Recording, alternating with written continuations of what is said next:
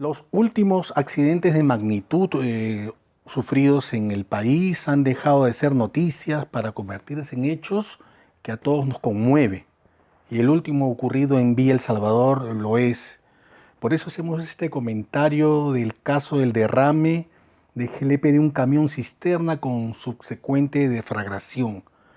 Para ponernos en contexto, el pasado 23 de enero a primeras horas de la mañana, un camión cisterna de una empresa comercializadora de GLP que transporta este hidrocarburo a granel y que se encarga de repostar o recargar los tanques estacionarios de sus clientes a domicilio, circulaba a la altura de la intersección de las avenidas Pastor Sevilla y Villa del Mar en el distrito de Villa El Salvador, cuando sufrió la rotura de una tubería de una cañería ubicada en la parte inferior de la unidad al pasar por un desnivel de considerable dimensión, por una jiba, y hacer contacto con la pista, con el propio asfalto, ocasionando de esta manera el derrame del GLP, el cual se esparció por algunos metros, encontrando al cabo de unos minutos, alrededor de 10, un elemento de ignición que es la chispa que inicia el fuego,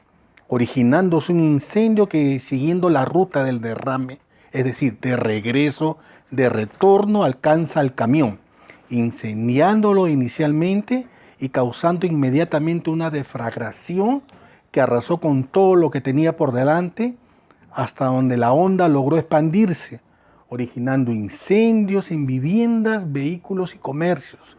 Hay que señalar que en los videos revisados el conductor circulaba a una velocidad adecuada. Para hacer un recuento a la fecha, ya transcurridos algunos días, tenemos lamentablemente 26 fallecidos, 13 heridos que aún se encuentran en estado crítico, 30 predios comprometidos, los cuales habrá que refaccionar o reconstruir, el camión cisterna totalmente inservible y la participación de la Policía Nacional, del Cuerpo General de Bomberos, de las ambulancias del SAMU, funcionarios de las municipalidades de Villa El Salvador y de Lima, de Ocinermin como ente regulador, Defensa Civil y algunos ministerios. Todo esto ha sido el movimiento de personal y de dinero que ha tenido que incurrir haciendo un recuento general. Vamos a comentar este hecho desde dos perspectivas. La primera desde la gerencia de riesgos, que todo asegurador debe realizar previamente, y la otra desde la óptica aseguradora en sí. Para nuestro análisis y nuestra entrada en contacto de gerencia de riesgos, vamos a ayudarnos en establecer escenarios, los cuales analizaremos por separado. Como escenarios internos, tenemos el propio escenario de actividad de la distribución y comercialización de GLP. En específico, lo que se tiene que ver ahí es cuál va a ser el alcance y la magnitud que pudiera, desde el punto de vista de riesgos, acarrear a la propia actividad. Otro escenario es el escenario del propio vehículo, es decir, qué riesgos podrían involucrar al vehículo desde la carga del llenado del GLP en su tanque, luego el traslado de esto por las calles y también el contacto con el cliente. Las condiciones ahí que habría que averiguar y revisar son las técnicas operativas, ¿no? De manipuleo, de presión y todas estas cosas técnicas que tiene. Un tercer escenario es el del conductor. ¿Qué riesgos son los que está expuesto el conductor? Es decir, desde que él sale de su planta, llega a la planta para cargar, se traslada, pues todo el tema de capacitación, todo el tema de autocontrol, de manejo y todo lo inherente a la propia actividad del conductor. ¿Okay? Aquí habría que ver la pericia, la experiencia y todo el know-how que puede haber adquirido en años, en realidad, porque esto no solamente es el conductor de un vehículo, sino es el conductor transportador de un hidrocarburo.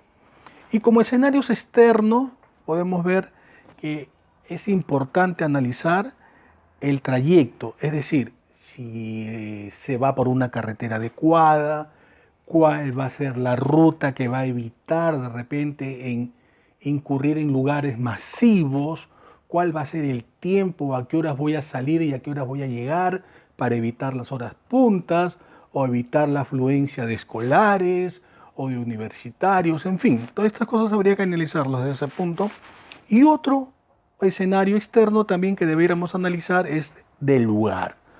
El desconocimiento del tema ante un evento adverso como este, en el lugar donde estaba, lo que ha provocado después de muchos días el que se haya llegado a la conclusión de que mucha gente inhaló y por ahí ingresó al momento de defragación gases y la misma chispa que provocó un incendio dentro de las personas o inhalaron este gas ya de forma caliente. Un punto importante aquí es analizar que si esto hubiese ocurrido en otra arteria de la capital o de provincia, pero de mayor afluencia de vehículos en otro horario y en otro distrito, estuviéramos hablando definitivamente de un impacto muchísimo mayor, de repente multiplicado por 5 o por 10 veces. Ok, para nuestro análisis de seguros, ¿no? Que lo que se recomienda o que se le debe recomendar es que vamos a partirlos en dos, los seguros obligatorios que debe tener la actividad de comercialización, distribución de hidrocarburos, es decir, los seguros que debe contratar la empresa o que debe tener para cubrirse, como obligatorios el SOAT, porque es un transporte vehicular a motor que debe tener, y luego el seguro de responsabilidad civil extracontractual, que hasta para transporte de hidrocarburos, que hasta donde hemos revisado, Ocinermin indica que debieran ser 200 unidades impositivas tributarias, a 4.300 la unidad, estamos hablando de algo más de 800.000 soles. A primera intención podríamos decir que es una suma asegurada importante, sin embargo, vista la magnitud del hecho, tenemos que darnos cuenta de que esto sí tendría que revisarse porque tenemos ya 26 fallecidos y esto iría hasta donde hemos podido ver para la indemnización de los fallecidos. Sin embargo, habría que esperar la mejoría de salud de las personas que están aún hospitalizadas. Por último, el SCTR. Los seguros no obligatorios, sería recomendable, además de este seguro que por ley y por obligatoriedad se le exige, tener un seguro de responsabilidad civil mucho más amplio que sirva como paraguas. Esto es algo que se estila, y además tener el seguro vehicular contra el camión cisterna. Más está decir que ya las investigaciones han determinado que no era una unidad original, sino una unidad reconstruida o construida. El tanque ha sido sobrepuesto. Y si en caso, como muchos clientes dicen, pues bueno, yo no tengo ahorita liquidez como para contratar a todo riesgo, porque bueno, por lo menos que tenga un seguro de responsabilidad civil. Quisiera, ya una vez comentado esto, tener algunas consideraciones finales. El hecho en Villa El Salvador es un hecho fortuito, accidental, que desencadena un gran siniestro, con una suma de hechos concatenados uno a uno y que juntos se potencian para causar un daño imposible de determinar ciertamente con una previsión anterior. Casualmente por eso es que son catastróficos. Sobre esto último recuerdo que en una clase un profesor explicaba que antes de la desclasificación de la información, luego del 11S, se podía haber establecido que ambas torres eran pasibles de un atentado. En ese momento un compañero lo interrumpió diciéndole que es muy fácil hacer pronósticos luego de ocurridos los hechos, a lo que el profesor le respondió algo muy contundente. Los siniestros siempre deben servirnos a los que trabajamos en seguros para sensibilizarnos y revisar constantemente nuestra oferta de servicio. El verdadero profesional no debe vender seguros, sino debe proteger riesgos. Por otro lado, siempre se puede hacer algo más para que el impacto de un accidente sea menor a lo ocurrido. Dicho esto, si es que todas las circunstancias actúan de forma normal, en especial o correspondiente al vehículo, el mismo que debía, como en este caso, resistir impactos. De repente hay eventos que no podemos evitar, sin embargo debemos estar preparados como sociedad, pero si la circunstancia del vehículo entra en cuestionamiento, porque como lo dije anteriormente, no era un vehículo de construcción original, sino adaptado, no hay mucho análisis que resista ahí, porque hay muchas variables las cuales no podemos manejar. Recuerdo siempre lo que decía mi abuelo, las desgracias no avisan, pero las desgracias sí advierten. También nos preocupa que solo se le esté dando importancia desde el punto de vista del Estado a la gestión del riesgo de desastres, lo que está muy bien, pero que están vinculados a grandes desastres, todos ellos casi de origen natural y reducidos a los meses de verano, a huaicos e inundaciones. Consideramos que se debe tener más compromiso para el análisis general al riesgo, que se formen cuadros capacitados en gerencia de riesgos que contribuyan a establecer matrices de riesgos y que además ofrezcan soluciones. Por ejemplo, la caída de un árbol, eso se puede tranquilamente prevenir y puede evitar muchas desgracias, ¿no? O cuando caían las piedras del acantilado en la Costa Verde, ¿no? Y se puede evitar que se queden atascados varios buses en un puente en la Avenida Brasil. Eso es donde también se debe dar importancia a la gestión de riesgos, a la administración de riesgos.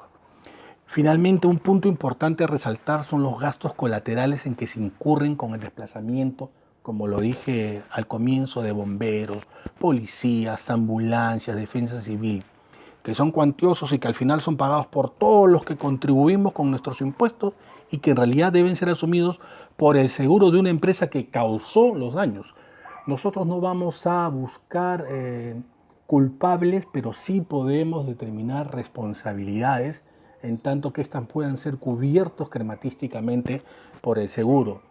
El caso de la inundación, de la rotura que hubo en San Juan de Lurigancho es un caso muy emblemático. Inmediatamente se activó la póliza, llegó un grupo de ajustadores a la zona, levantó la información y empezó a pagar.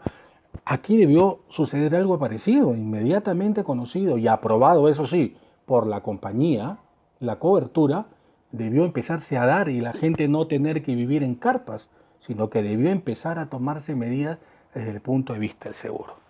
Pues bueno, quiero agradecerles el tiempo que me han acompañado en este análisis, en este comentario, y recordar siempre que es mejor tener un seguro y no usarlo que necesitarlo y no tenerlo.